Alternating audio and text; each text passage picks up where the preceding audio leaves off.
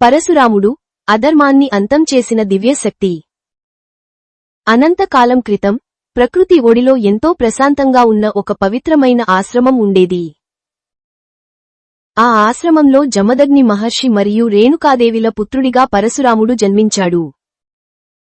చిన్నతనం నుండే పరశురాముడికి క్రమశిక్షణ మరియు ధర్మం పట్ల ఎంతో మక్కువ ఉండేది.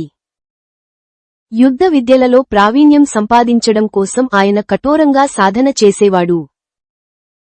పరశురాముడు శివుని మెప్పించడం కోసం హిమాలయాలలో కఠోరమైన తపస్సు ప్రారంభించాడు. ఆయన భక్తికి మెచ్చిన శివుడు ప్రత్యక్షమై ఒక దివ్యమైన గొడ్డలిని ప్రసాదించాడు. ఆ దివ్య గొడ్డలి కేవలం ఆయుధం కాదు, అది అధర్మాన్ని నశింపజేసే శక్తివంతమైన సాధనం. ఆ గొడ్డలిని ధరించినందున ఆయనకు పరశురాముడు అనే పేరు వచ్చింది. మరోవైపు 1000 చేతులు కలిగిన కార్తవీర్య అర్జునుడు అనే అజేయుడైన రాజు ఉండేవాడు. ఆ రాజు తన సైన్యంతో కలిసి జమదగ్ని మహర్షి ఆశ్రమానికి విచ్చేశాడు. ఆశ్రమంలో ఉన్న కామధేనువు అనే దివ్య ఆవు మహిమ గురించి రాజుకు తెలిసింది. కోరికలన్నీ తీర్చే ఆ దివ్య ఆవును సొంతం చేసుకోవాలని కార్తవీర్య అర్జునుడు ఆశపడ్డాడు. జమదగ్ని మహర్షి ఆ పవిత్ర ఆవును ఇవ్వడానికి ఖచ్చితంగా నిరాకరించాడు. గర్వంతో ఊగిపోయిన రాజు బలవంతంగా కామధేనువును తన సైన్యంతో తీసుకెళ్లాడు. ప్రశాంతంగా ఉన్న ఆశ్రమం ఒక్కసారిగా బీభత్సంగా మారిపోయింది. తండ్రి ఆవేదనను చూసిన పరశురాముడి రక్తం కోపంతో మరిగింది. తన దివ్య గొడ్డలిని చేతబూని ఒక్కడే రాజు సైన్యంపై భీకరంగా దాడి చేశాడు. 1000 చేతులతో పోరాడినప్పటికీ పరశురాముడి వేగానికి కార్తవీర్య అర్జునుడు ఓడిపోయాడు. పరశురాముడు కామధేనువును తిరిగి తెచ్చి తన తండ్రికి అప్పగించాడు. కాని ఈ ఓటమి రాజు కుమారులలో తీవ్రమైన ద్వేషాన్ని మరియు పగను నింపింది. వారు కుట్ర పన్ని పరశురాముడు లేని సమయంలో ఆశ్రమంపై దాడి చేశారు.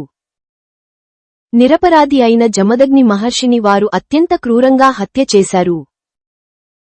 తండ్రి మరణవార్త విన్న పరశురాముడు విలపిస్తూ ఆకాశం వైపు చూసి భీకరంగా గర్జించాడు. అహంకారంతో ధర్మాన్ని కాలరాస్తున్న దుష్ట రాజులకు శిక్ష తప్పదని ప్రతిజ్ఞ చేశాడు.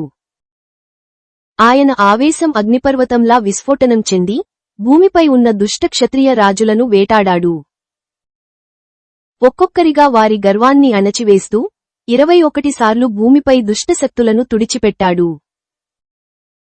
ఈ రక్తపాతం వ్యక్తిగత ద్వేషం కోసం కాదు, లోకంలో ధర్మాన్ని పునరుద్ధరించడం కోసం జరిగిన యుద్ధం.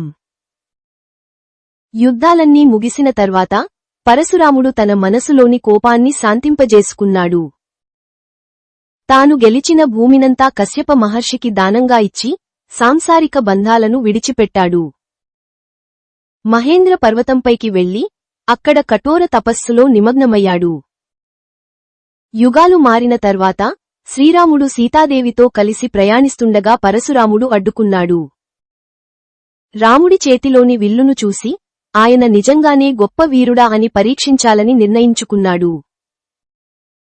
శ్రీరాముడు ఎంతో వినయంగా, ప్రశాంతంగా తన దివ్యశక్తిని ప్రదర్శించి పరశురాముడిని మెప్పించాడు.